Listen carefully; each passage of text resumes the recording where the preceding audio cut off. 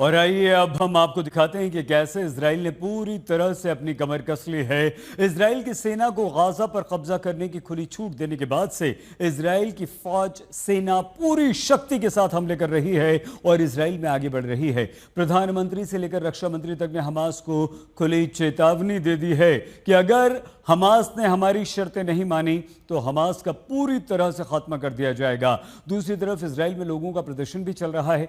सरकार पर दबाव भी बनाया जा रहा है कि जल्द से जल्द युद्ध खत्म कीजिए और हमारे बंधकों को सरकार और नेतन्याहू वापस लाएं।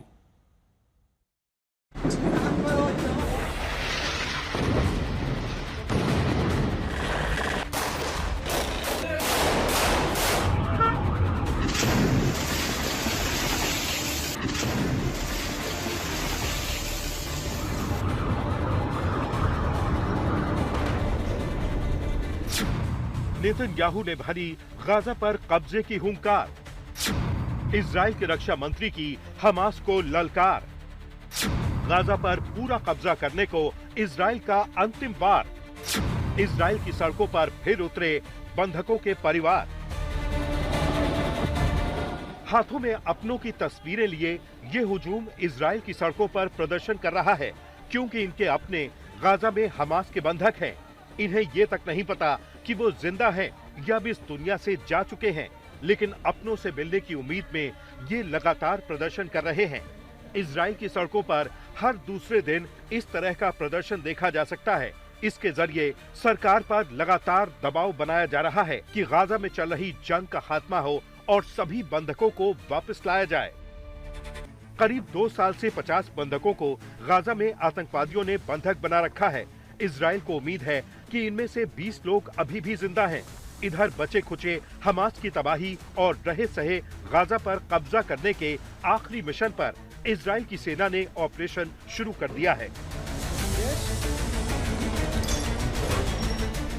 अभी मुश्किल से 48 घंटे ही हुए हैं जब इजराइल की फौज को गाजा पर कब्जा करने की योजना को मंजूरी दी गई थी और अब इसे अंजाम तक पहुंचाने के लिए पूरी ताकत लगा दी गई है।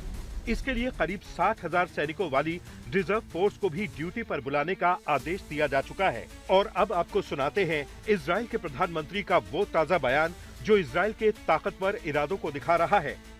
इतना ही नहीं, इजराइल के रक्षा मंत्री इजराइल काट्ज ने हमास को आखिरी चेतावनी जारी कर दी है।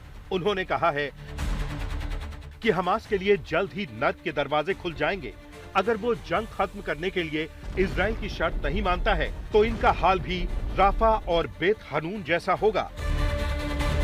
इजराइल बार बार हमास को ये याद दिला रहा है कि कैसे पिछले 2 सालों में 2000 से ज्यादा हमास आतंकी और कमांडरों को मौत के घाट उतारा जा चुका है।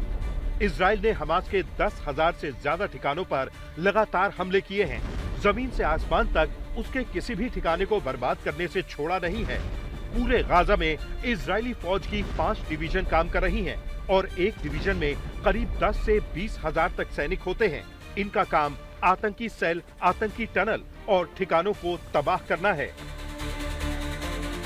गाजा सिटी पर कब्जे के लिए सेना को अनुमति देने के बाद से इजराइल पूरी आक्रामकता के साथ उतर चुका है। इजराइल ने गाजा सिटी पर कब्जे के लिए 1,30,000 सैनिकों को मोर्चे पर तैनात करने का फैसला किया है। अभी गाजा के बाहरी इलाकों में ऑपरेशन चल रहा है। अंदरूनी इलाकों में ऑपरेशन को अंजाम देने के लिए 2 सितंबर को करीब 40,000 सैनिक बुलाए जाएंगे।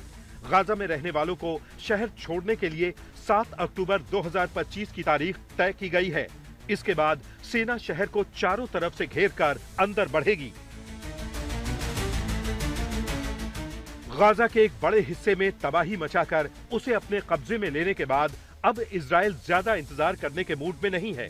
हमास की तबाही, आतंकियों को मौत के घाट उतारने और गाजा पर पूर्ण कब्जा करने के अभियान पर वो पूरी ताकत के साथ जुट गया है। आज तक ब्यूरो।